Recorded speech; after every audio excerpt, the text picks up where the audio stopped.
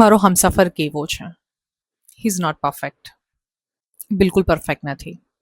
પણ જ્યારે હું તૂટી જાઉં છું ને ત્યારે મને પકડી રાખે છે, અને જ્યારે હું જીતી જાઉં છું ને ત્યારે સૌથી જોરથી તાળીઓ એ પાડે છે. He is not only my હમસફર, he is my best friend. Yes, મારા માટે આટલું જ પૂરતું છે.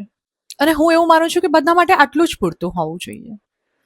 હજારો વાતોમાંથી 2-3 વાત તો એવી હશે ને કે તમને તમારા પાર્ટનરમાં ગમતી હશે. એનામાં પ્રોબ્લેમ ગોત્યા કરતા એનામાં 4 વાતો ગોતો ને. હશે, મારામાં પણ બહુ જ બધી ભૂલો છે, એ બી શોધ્યા કરે છે, હું સુધાર્યા કરું છું. It is life. ઇફ જો તમારે 2 જણાને સાથે રહેવું જ છે તો યુ હેવ ટુ ચેન્જ ના. Otherwise you don't want to change તો પ્લીઝ આને ચેન્જ નહીં કરો. એ પણ જે છે એવો સ્વીકારી લો. ઇફ યુ લવ હિમ ઓર લવ હર તો તમારે એને ચેન્જ કરવાની જરૂર જ નથી, કેમ કે એ જેવા છે. ક્યારેક તો દૂરથી જોયા હશે ને, બહુ નજીકથી નહીં જોયા હોય, બહુ ડેપ્થમાં નહીં ગયા હોવ, ત્યારે તો એ વ્યક્તિ તમને ગમતું જ તું ને.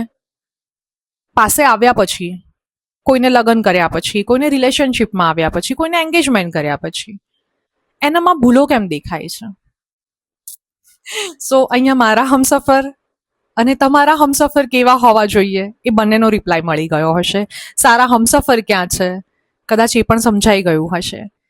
છે, બધાની પાસે સારા છે, બસ એમાં સારી 4 વાત ગોતવાની જરૂર છે. ભૂલો ગોતી કાઢીએ છીએ, 4 વાત પણ ગોતી કાઢો.